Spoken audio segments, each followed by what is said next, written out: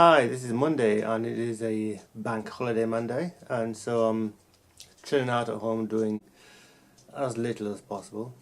I saw this paper a couple of days ago, and who really cares? Surely the question must be, who's the woman kissing Clarkson, not the other way around. Anyway, I entered the meter readings of my gas and electricity online, and they seemed happy with the electricity reading, but they complained that the reading of the gas meter was much lower than they predicted it would be. It's been about 10 days since I entered them.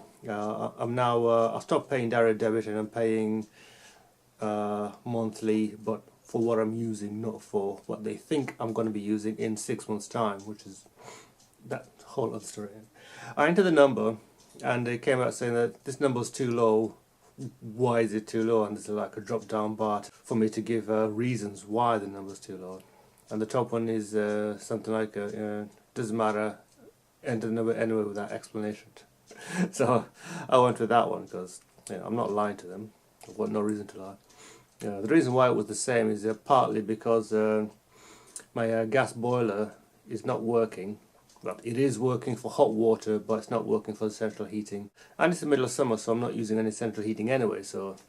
And I don't use that much hot water anyway. Showers don't use that. Well, I'm not using that much hot water anyway. So, and it's only been 10 days. So, what they want?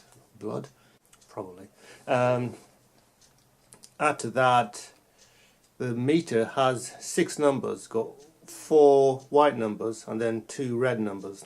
And the red numbers are the lowest fractions. And you don't enter the two red numbers, you only enter the 4 white numbers. So they haven't changed in 10 days. Anyway, yesterday I mentioned using this little camera for macro work. Very nice little camera, Olympus EPL5. And I talked about how I use the lens as a macro lens using a reverse adapter. Let's talk about that for a little bit.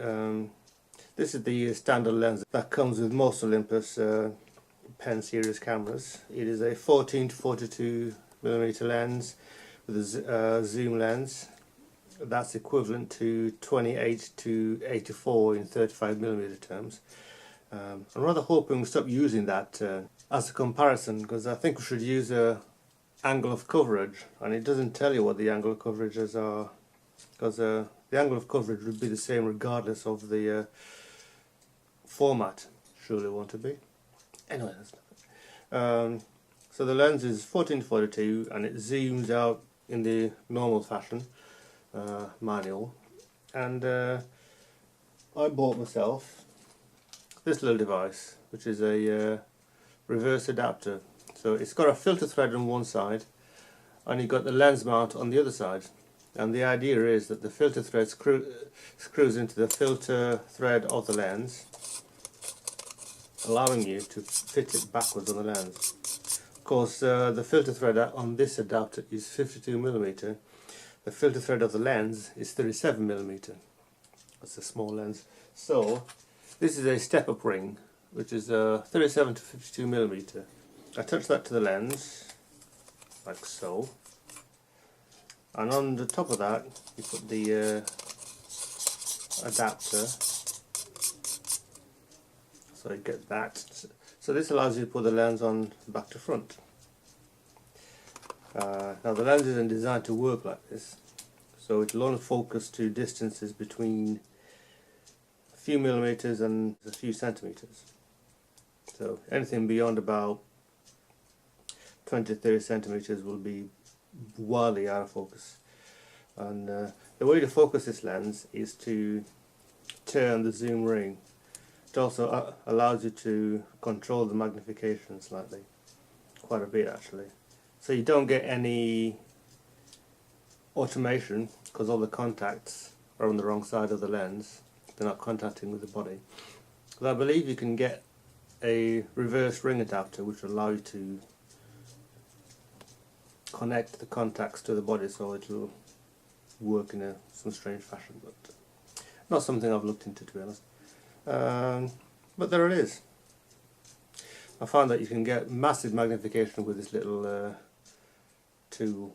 The adapter cost me about, I said £15 yesterday, but I think it was actually £12.99 from a company called SRB Gritton, a little company here in England. But you can find other manufacturers available on eBay actually. There's lots of them on eBay for not much more than that. So anyway, that's it. So if you're into your photography and you want to try some macro work but can't afford to spend the hundreds and hundreds of pounds for a macro lens, look into getting a reverse ring adapter. It does mean you're putting in a bit of work in getting your shots done, but well, if it was easy it wouldn't be fun, would it? Till tomorrow, people.